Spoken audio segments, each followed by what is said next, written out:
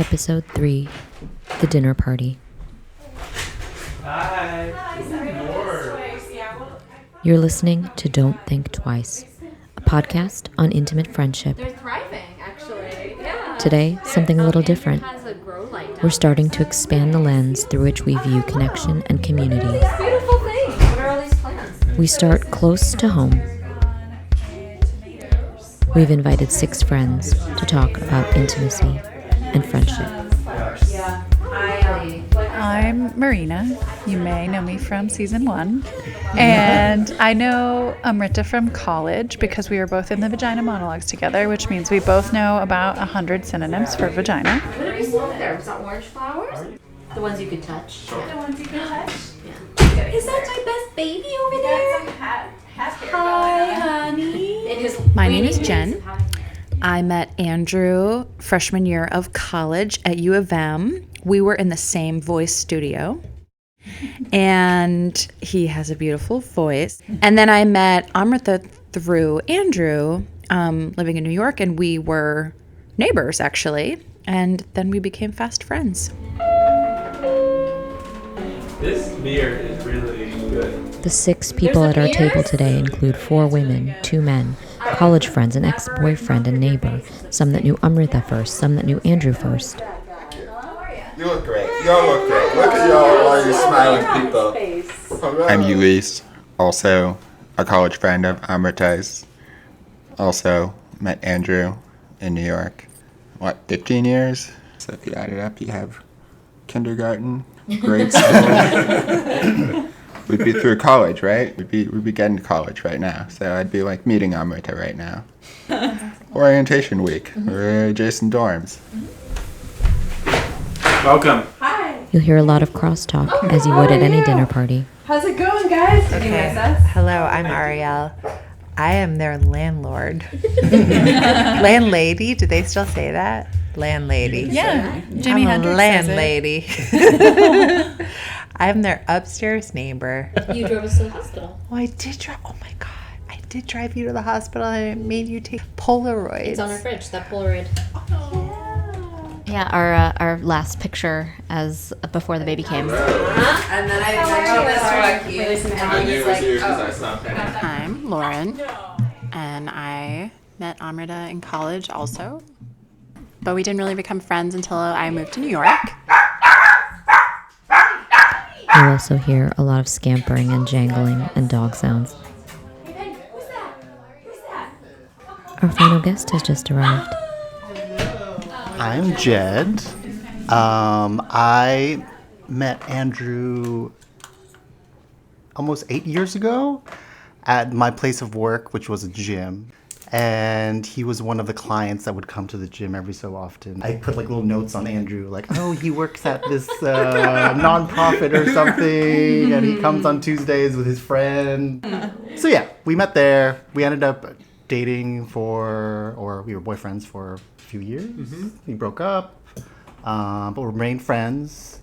And then pandemic happened, and we were all just kind of like thrust into this whole situation together with like Lauren and our little That was the 4 of us. Yeah. And Penny. And Penny, yeah. But yeah. The dog. Yeah. Well, I have to be honest with you. Whenever I leave New York and come back to New York, You want pizza? I want pizza. you knew what I was going to say. When we sit down together, we start talking about what binds together a community like ours. Is it just about making the physical room for it? Should I ask the... Making room at a dinner table? Offering an accommodating space? I just think that you're people who make things happen, and like, Smart. and I know that you want this place to be the hub, and it is, and like, we all traveled kind of far. Like, you are the hub. And I think that there is something that we get brought into that feels like a kind of cozy and warm energy that happens around your dinner table, that happens at your parties. My first time I kind of experienced that was when you first invited me to one of your Spirits on Spirits. Oh, yeah. Oh, yeah. What do you call it? Like a You went to the salon. rooftop salon. one. The rooftop which was one, so the magical. poetry one. It was so Yeah. good. I read at that one, didn't I? I read on a rooftop. Yes, you did. Yeah. And like seeing that for the first time, I was like, oh, okay, this is something. Yeah, that was a really special night. Mm-hmm. It's really beautiful that was like a solidifying moment for you. Totally. Yeah, it was too. like the first time really seeing like this whole group of people that like are welcoming me, kind of. You know what I mean? Like that whole energy is what I felt that first time I went to that. One of the first topics that came up was the concept of ultra-close friendships. What is it like to be friends with people whose friendship toes the line into something different that looks a lot like partnership? I don't know that I would ever use the word chosen family or friend family if it weren't for you, like, bringing me into your orbit.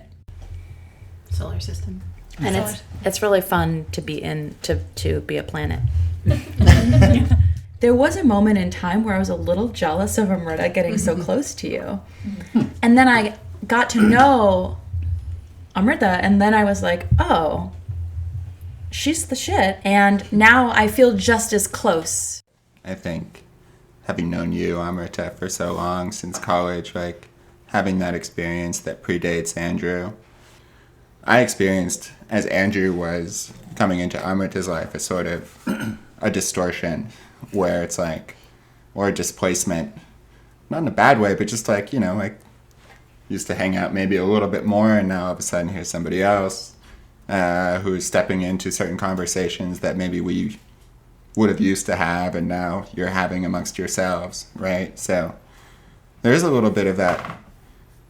I think initially I experienced it as a sort of feeling of absence in Amrita's life more than I was used to, and somebody else stepping in and assuming that role. But then I think increasingly I just sort of see themes or ideas or feelings or whatever about what life should be boomeranging around and being manifested in whatever this is. I mean, whether you want to call it a extended circle or family or whatever.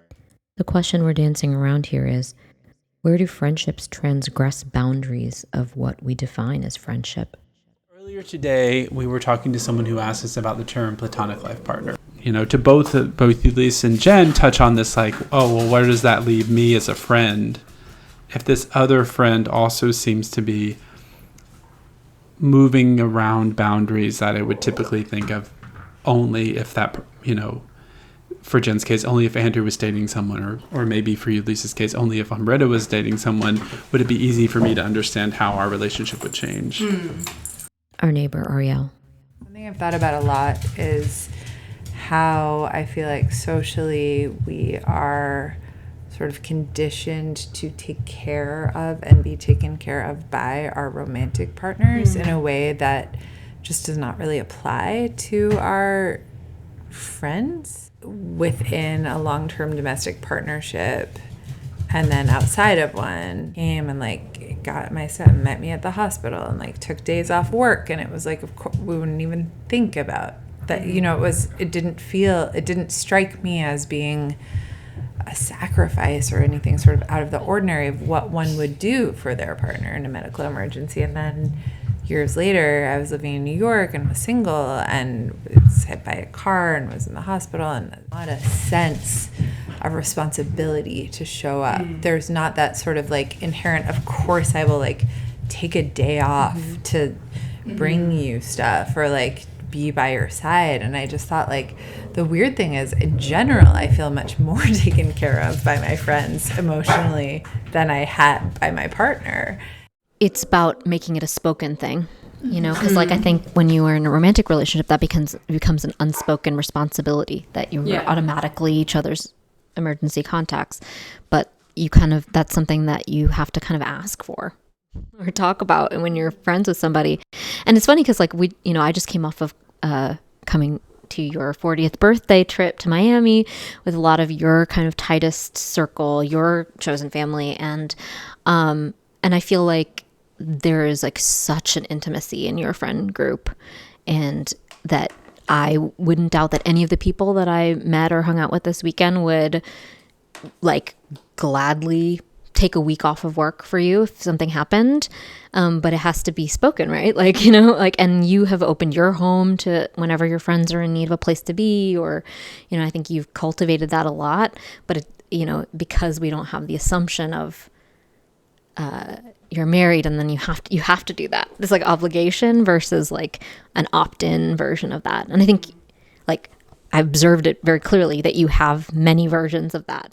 And I think, you know, I am the emergency contact for some of my other single friends. And that's something that, you know, it's interesting to me who asks for that and who doesn't. I would really be there for you two. I'd be there for you guys. Like, I do feel like your friends would be there for you in that way.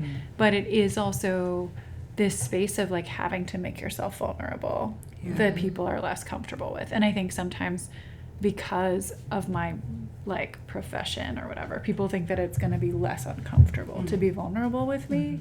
It's a beautiful gift to like share that with people. Jen has often been an emergency contact, and in fact when Andrew had surgery, I was just thinking about your surgery. yeah, I mean, you want to talk about that? 10 years ago, spring. But also before that, when I would take when ClassPass, which is was a fitness subscription service where you could pay $99 and take unlimited classes. Actually, that was the genesis of your relationship. That's true. Yeah. That's how I met Jen. That when you sign into a class, you fill out their medical form. You always have to provide an emergency contact. Jen was always my emergency contact. I never once told her. I also think, like, you asking me to get you from the hospital was like such an honor.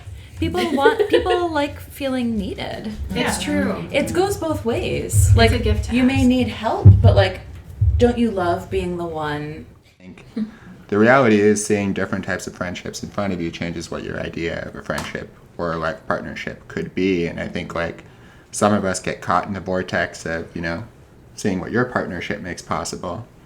Others don't, right? I mean, for some of us, it changes our idea of what being a friend or a life partner can be. And I think for others, maybe not necessarily so. They're not a part of that. They have another version of friendship, which is not by any means a bad version of friendship. I think in some ways, like, those versions of friendship can be really appealing and attractive. And like, you want friends like that too.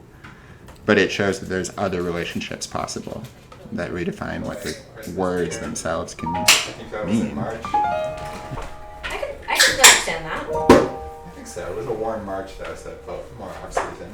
Look at him, he wants my seltzer.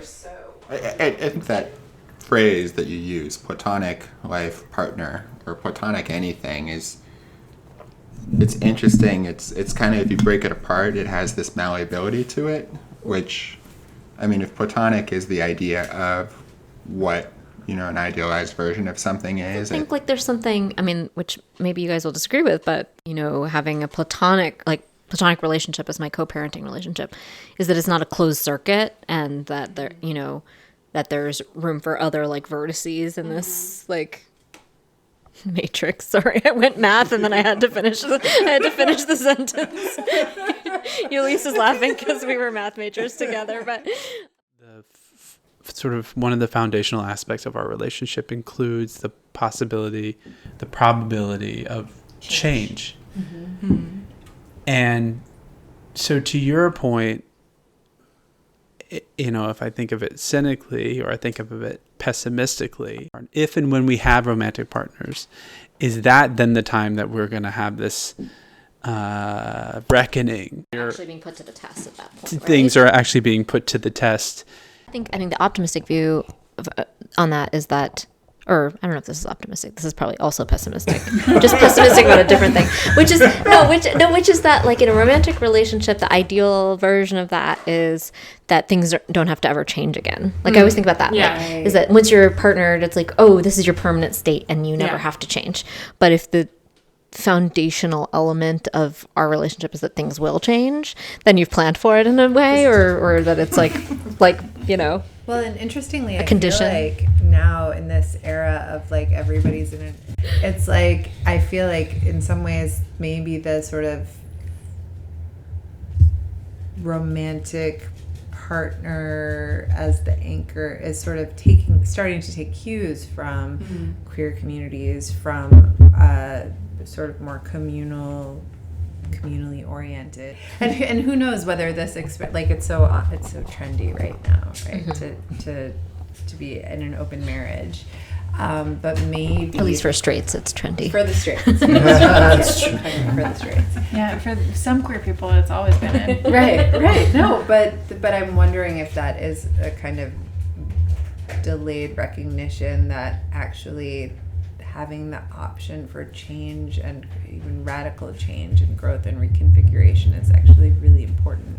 I think that the ideal relationship, platonic or romantic, being a space where your partner was free to change or to move closer or further away, right? And that doesn't necessarily have to include non-monogamy or, an open relationship, but it could include that if that's part of the distance that they want. But just feeling like the relationship itself is not a burden and it's not confining the other person. The purpose of the relationship is to support them in their growth and to support you in your growth. It's very sweet. And I would say that's the optimistic take on I'm all of it. happy to be the optimism to your dual pessimism. Cockeyed on.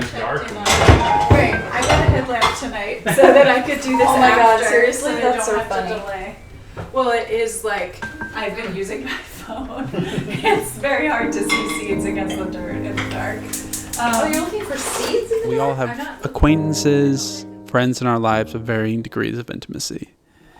And when you were talking, Ariel, I was really thinking about why we get to the point where we get close to people. Like what are the things that happen that make us get close to people? And yes, time does one of those things, which is why old friends are so important. Even so, I have old friends who aren't part of I don't feel as close to as the people in the room now. So time isn't the only factor that's at play. And so I'm, as you're talking, I'm thinking like, what are the things that happen that create, intimate friendships? I don't know the answer. Like, how do you become intimate with someone? Mm-hmm. Intimate in the sense of friend. Yeah, emotional. And it's like, because I've been thinking about this in like my dating life. Which is Wow, like, you really got like an audio picture of your face there. no, but like, it's like, and I've tried to explain to you about certain things, and it's like, there's just this like, for me, it's very difficult to articulate this like weird intangible thing. It's a spark, and it could be a friendship, A wavelength. spark. It's like, I remember going to a week-long camp for musical theater in high school and instantly connecting with this girl. I can't remember her name, but we became fast friends, and then we wrote letters because this is pre-cell phone for a couple of weeks. And then I also went to a different camp and I made a couple friends, and it was fine. And there was something with that girl. She was dope. We loved each other, and I didn't go to college with her. And there's some thing. Well, I'm lucky to have that with maybe a handful of people, but and then it's more than that, because I didn't remain friends with Camp Girl, unnamed Camp Girl. It is. I love you wherever you are. Call me. Who you find that you gravitate toward in your closest friendships, it is just like the je ne sais quoi, like it's just chemistry, I think. Right now in American society, college seems to be that point, the last stop to making certain sort of social connections before you head out into the world, and the only other place you can do it is through your professional life. Because you all have stable housing and walking distance of each other. Right. Yes. We don't have cultural institutions. Urbanism. People don't go to church anymore and meet each other through church, and you can meet each other romantically like Jed and I did. And But many of the friends that were in my little, by the way, as far as New York Magazine is concerned, I'm 39 forever. You'll notice that the article did not mention that you would ever age. Exactly. It didn't say you weren't a vampire. Point is, no, but many of those people were grad school friends, which was kind of similar in that we were all in a small town. Yeah. Proximity is. I think proximity is part of it. Like duration of relationship is part of it, but it's also just like, I don't know. I mean, I kind of feel like if I tried to track an origin story for everybody in this room, I could probably like pinpoint like a tipping point in my mind. And probably I shouldn't detail them because they involve like some sort of confidence, like some sort of vulnerability or like debauchery possibly in a moment, like a need. Yeah, like you needed something and like I was able to provide, or vice versa. Setting aside the fact that it's hard for me to ask for help as a personality flaw, thinking back to my 20s, I think a lot of people are afraid to ask for help from their friends, and not as afraid to ask for help or expect it from their romantic partners. So that time when your friend asks you for something, whether it's I need to be picked up from the hospital, like I needed Jen to do when I was 28 years old, when loopy, and you need to take me home and take care of me. So this is overcoming our cultural myth of individualism. It feels very vulnerable, especially at the outset, to ask for help from places where you haven't previously received it, and feel like, oh no, is this person going to secretly resent this? Even if they show up for me, am I overstepping by asking, right? And part of the joy is building a space where there's a certain amount of comfort with a certain kind of togetherness and a certain kind of mutual help, mutual aid, right? Lauren points out something we've missed: adversity. One thing I'm surprised that hasn't come up, because I think about this a lot when I'm thinking about like where does closeness come from or whatever, is like going through the shit with people, like I feel like that's like what I always want to like look for if I am dating someone, is like, okay, but what's it like when things are not great, and like I don't feel comfortable until we've like been through a thing together, and so like friends who've like I've been friends with through like whether it's something they're going through or something I'm going through. Well, I also think it's like, I mean, yes, there's something that's very intimate about our relationship, you and me, Andrew, and like sharing a child. But like, all the people in this room are like people that are going to be in my life like forever. So, there is a life partnership element to everyone who's here. And I think like, we keep coming back to this theme of like commitment. I think that's what defines like an intimacy in a friendship that's going to like go the distance too, is like you're committed in some way. Like and that's like even in a way that might inconvenience you sometimes. Like if someone needs something, you're going to go do it. It might not be like convenient for you, but that is the commitment you make to your friend and like, that relationship.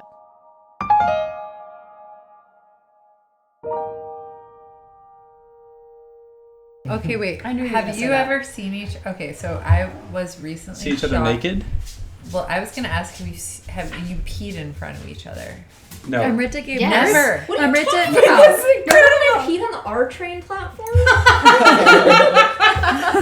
It literally in full view of everyone. You were standing like 18 inches away from me. Like literally. Both of you or just him?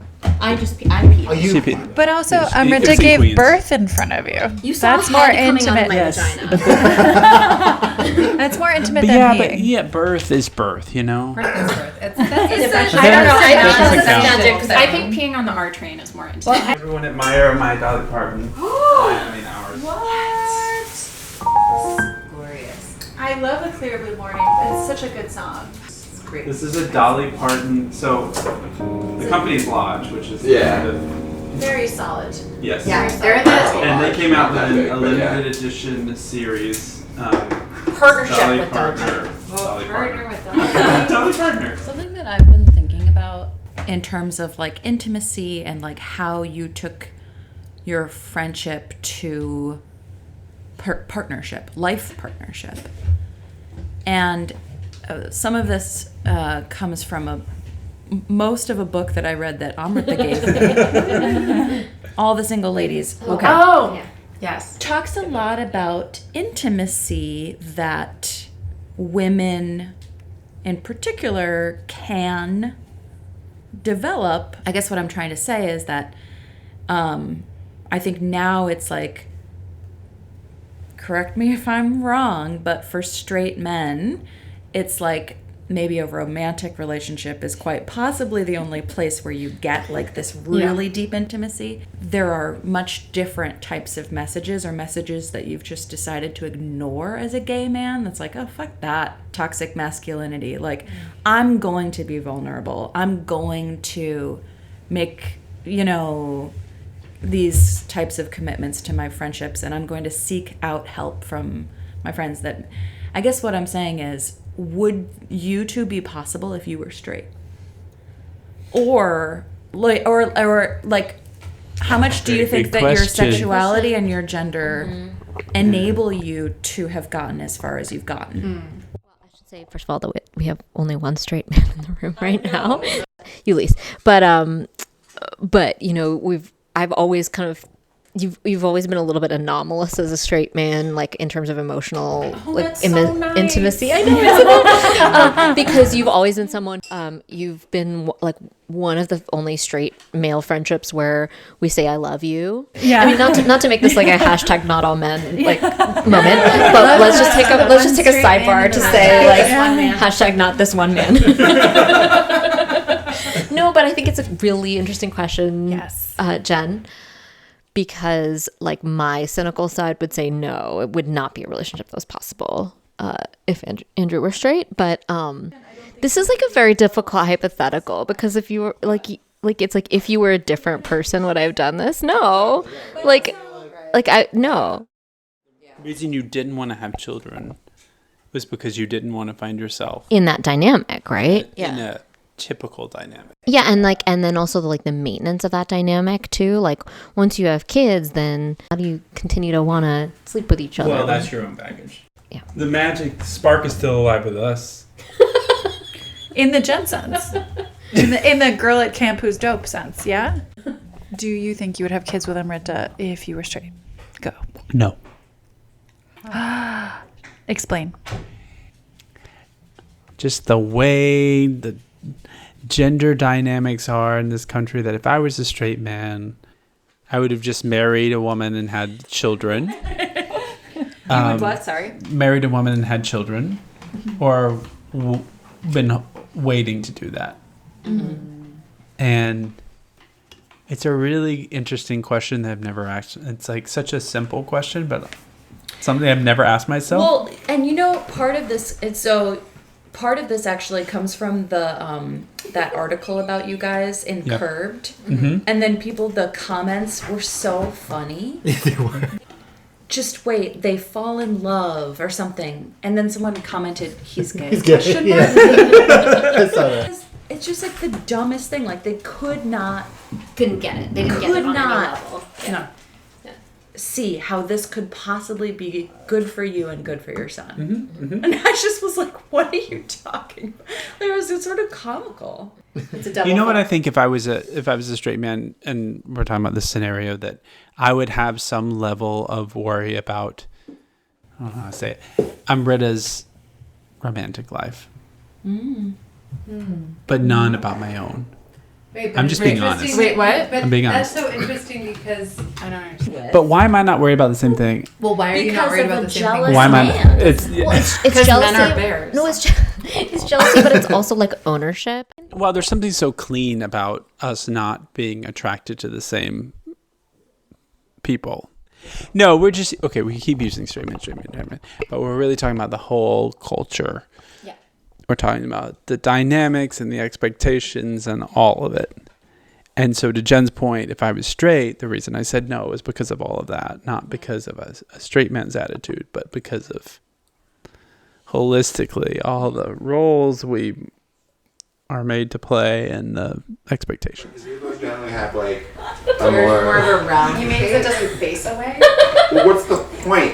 Is I guess my What's point. the point? What's the point of the pergola, right? What's the point of a beautiful You want it to arbor have a direction? covered in What do grape you mean by leaves? point? Like it's not a shelter because it doesn't shelter. No, it is. They're looking great.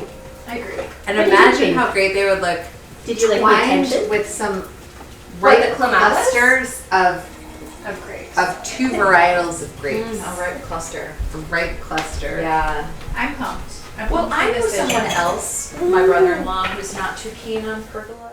Well, I think when I started dating Andrew, I came to realize that dating Andrew meant also like having Amrita being part of like the situation as well. You know what I mean? It wasn't like just him. Did you? I did, yeah. Yeah, I didn't realize this. Did you feel any like conflict about that at first? Like no sense of like jealousy over time? Like No, I didn't feel jealousy, but it was there. You know what I mean? Like it was something that wasn't gonna. I didn't see it change. You completed each other's sentences, and like you just like, I don't know. Well, I guess if I may venture a follow-up to that, sorry to keep putting you on the spot, but we started talking about freezing embryos when y'all were still dating, and part of the conversation was between the two of you. That's your relationship. I don't want to, insert myself in that. And I wonder if you can talk a little bit about what that was like for you on your side. Yeah, how did you feel about it? It seemed like it was so far ahead in the timeline that like, oh, we're just freezing eggs. Like, you could be like the father, almost, you know what I mean? Like basically like a parent. So it was just like, and I thought me personally was not ready to be like a father or a parent or anything like that. I mean, I did mention it to people, like all my friends was like, oh, they're like freezing eggs together? And I was like, and everyone I told was just like, wait, what? What are they doing?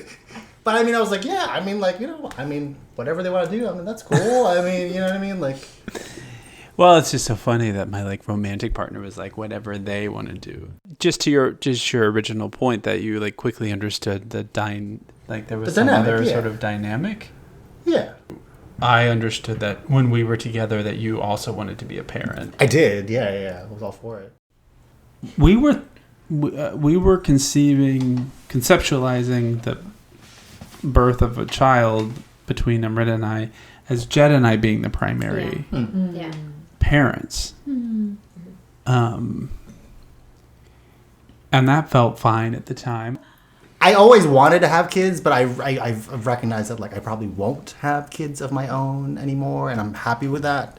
But like seeing you guys have a kid and my other friends having kids now, it's like I don't necessarily have to have kids of my own. Like I could still be part of like this extended family of other friends.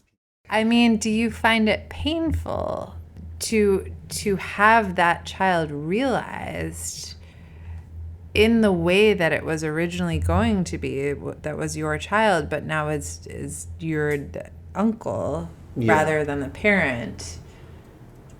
I wouldn't say it's painful. Like, to me, it wasn't like real, like happening right now as us in a relationship. It was like, oh, we're saving eggs for the future. The future, how many years down the line. Yeah. I didn't even feel like I was even ready to be a parent yet and everything, so I didn't really have those.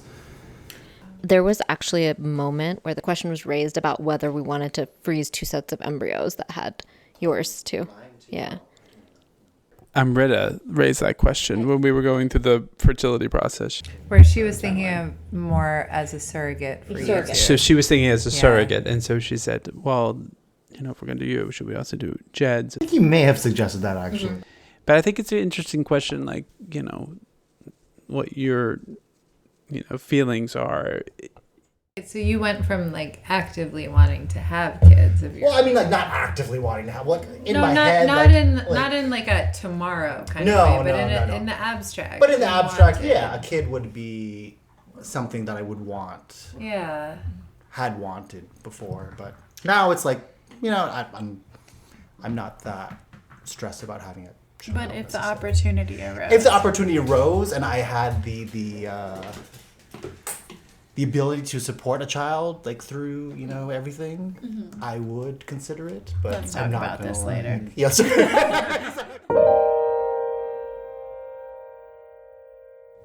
Jed, you were an almost parent, perhaps, of Adi in a certain way. And Jen, like, you feel really close to Andrew. And I wonder if you've thought about, like, wanting to have a kid with Andrew or feeling like you're an almost parent in that way as well.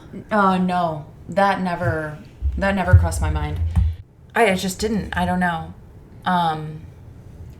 The kid thing, I just had a birthday, which has made me go bonkers crazy in terms of time, years, options, doors closing. And actually, you know, Andrew and I were friends in college, but we really got close in New York. Mm-hmm. And you had only just come out to me anyway. Right. Somewhat. Like yeah, so I Oh, you weren't like out to her in college? No. I had like a little crush on him because look at him. Just a little. That does feel relevant. A lot of people did. Look at him. He's a real charmer. He's a charmer. No, he's a charmer. Just a little. Don't be weird about it. I'm not weird about it. Fuck you all. But it didn't. When you guys moved in, I thought you were a couple. Oh, really? Yes. And then I was like trying to not be nosy, but like being like, it appears that they've set up 2 bedrooms. And this man really likes my grandma deck patio set. Yeah. The white chintzy bullshit outside. Andrew loves a chintzy. I'm drawn. We'll let Jen and Ulysses have the final words here before we let you go. Has anything changed with the appearance of a baby, or what? I mean, yes, of course things have changed, but like, how do you feel about changes? Yeah, or what has changed for you? I feel like it's actually made us closer, maybe. Mm-hmm. Like it was like a real honor to be like at your ultrasounds and like to meet him right away and like, yeah, take part in like certain like ceremonies and stuff. Just like really special. Yeah. Like it makes it, I feel like it's actually better than ever. You know, things that maybe won't happen in my life, I see happening in yours, and I see those as a continuation of like, you know, things we all dreamed about. Just thought that it was going to be a part of my life, you know, versus somebody else's. Mm-hmm. Ulysses, can you say more about that? What do you feel like you're not going to have? I mean, I don't know, but I think this whole, the kind of family that Amrita and Andrew have, that's sort of the core of, I think, what this extended group is, I think is it's been a kind of liberation from the track that maybe I thought I was on earlier on in life. You know, you see how families can be formed in different ways, how connections can be forged in alternative pathways. And I think it's liberated me to have less of a strongly held point of view about things that previously I would have thought, oh, that's something that I see as a part of my life, whether it's, you know, a conventional family structure or whatever. I think seeing that it doesn't have to be that way has really opened up what's possible. I haven't either. I do find it pretty funny. This is where we'll leave the dinner party for now. The drinks keep flowing, and the conversation gets more diffuse, long after the baby has gone to bed. People begin to peel off into the night. Thanks for joining us. Don't Think Twice is a VJ and Stevens production. The best way to keep up with us is via our weekly newsletter, Emergency Contacts.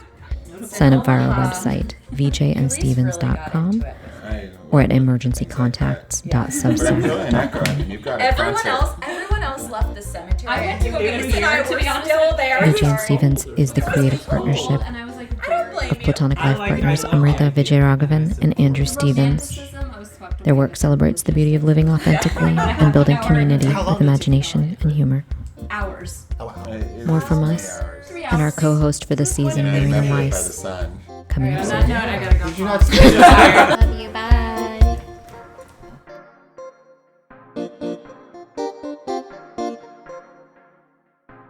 Remember when you came to my apartment in a snowstorm and we watched Twilight together and really had a heart to heart? Like, I feel like from that moment on, I was like, Jen and I are best friends. Like, we're best friends. Like, we were friends before, but now we're forever friends. It really sealed the deal. Really sealed the deal.